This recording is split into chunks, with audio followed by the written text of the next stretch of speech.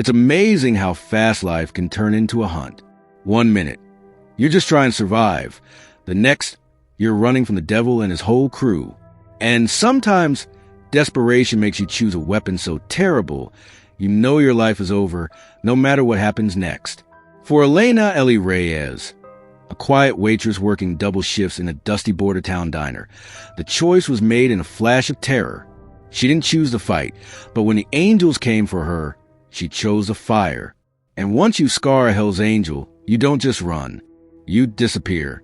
The heat inside the 29 Palms diner was oppressive, thick with the smell of stale fryer grease and cheap coffee. The diner sat near the border, a desolate stop for truckers, weary travelers, and, increasingly, the kind of men who wore their violence like a second skin. Elena Reyes, 23, moved through the tight space with practiced grace. She was small, quick, and invisible, qualities she cultivated since her mother passed, and she took over caring for her elderly, ailing grandmother. Every cent she earned, she sent home. Her life was defined by duty and quiet survival. She saw the motorcycles before she heard them, the distinctive chrome glinting under the brutal midday sun, reflecting the diesel haze of the asphalt. They rolled in with a heavy, low rumble that shook the cutlery in the racks. 6 Harleys. And the riders were unmistakable. They wore the patch of the Hells Angels MC, their vests covered in rockers and insignia that advertised violence and impunity. They didn't come to eat. They came to conquer the space. The leader, a man nicknamed Rictus, was a mountain of pale muscle and scars, his beard braided with metal beads. His vest was faded, his expression perpetually bored and cold. When he walked, the floorboards complained. When he sat, the red vinyl booth seemed to groan in protest. Rictus and his crew took the central corner booth, and the atmosphere in the diner immediately changed. The few truckers scattered along the counter lowered their heads. The waitress Maya, who usually worked a shift, suddenly found urgent business polishing a spotless section of the counter. It fell to Elena to take their order. She approached the table, notepad steady in her hand, keeping her eyes focused on the worn formica, projecting neutrality. "Welcome to 29 Palms," she murmured. "What can I get for you?" Rictus didn't look up immediately. He was running a thick thumb across the condensation of his water glass, enjoying the prolonged silence. When he finally did lift his gaze, it was slow, predatory, and focused entirely on Elena. "You're new here," Rictus stated, his voice a low, gravelly rasp that vibrated in the small booth. "Just covering," Elena replied, trying to keep the conversation clinical. "Can I take your order?" "Not yet." Rictus leaned forward, resting his elbow on the table. "You know, this town is dusty. We're going to be here a few days. My boys and I, we need someone to show us the sights. Maybe buy you something pretty." He dropped a heavy wad of $100 bills onto the table. More than Elena made in a week. Elena felt the cold dread rise in her throat. She had faced drunks and crude truckers before, but never this focused, inescapable menace. "I need to get back to my grandmother," she said simply, trying to retreat. "She's sick." "Oh, the grandmother," Rictus sneered and his crew chuckled, the sound like rocks grinding together. Rictus took the wad of cash and tucked it into the front pocket of her apron with deliberate slowness, forcing contact. "She can wait." "I don't." Elena took a step back, pulling the cash out as if it burned her fingers. Her face was pale, but her eyes held a spark of furious fear. "Sir, please, just order your coffee. I am working." Rictus stood. He didn't rise fast, but with crushing certainty. He moved around the table, putting his immense body between Elena and the main counter. The scent of motor oil, sweat, and cheap cologne was suffocating. "You understand the situation, girl," Rictus whispered, his voice dangerously low.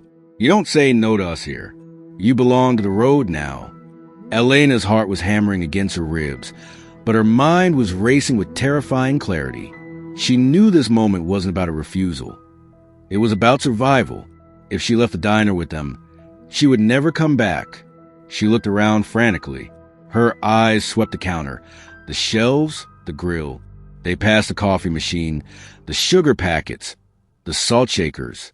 And then they locked onto the little plastic half-gallon container tucked innocently under the counter by the dishwasher. It contained industrial drain cleaner, pure lye and sulfuric acid, what they use once a month to blast the years of hardened grease out of the sewer lines. It was kept there because the pipes were slow. It was kept there with a large, bright red danger, corrosive label. It was kept there directly behind Rictus. Rictus, enjoying her terror, reached out, intending to grab her hair. That was the trigger. Elena didn't hesitate. Her survival instinct, pure and cold, took over. She ducked low under his arm, a move born of adrenaline, not training. She snatched the jug from under the counter, turning with the movement. Rictus, surprised by her sudden evasion, turned back, a look of murderous confusion on his face. And then Elena threw the contents of the jug. She didn't aim high. She aimed for the face. The drain cleaner wasn't liquid. It was a thick, viscous gel designed to cling. It hit Rictus with a wet, heavy splash, concentrated industrial acid adhering instantly to his eyes, his cheeks, and his beard. Rictus didn't scream immediately. He made a horrible, choked sound. A massive animal suddenly realized it was trapped. Then the scream came, a sound of absolute, inhuman agony that ripped through the diner and tore the fabric of reality. The angels exploded into motion.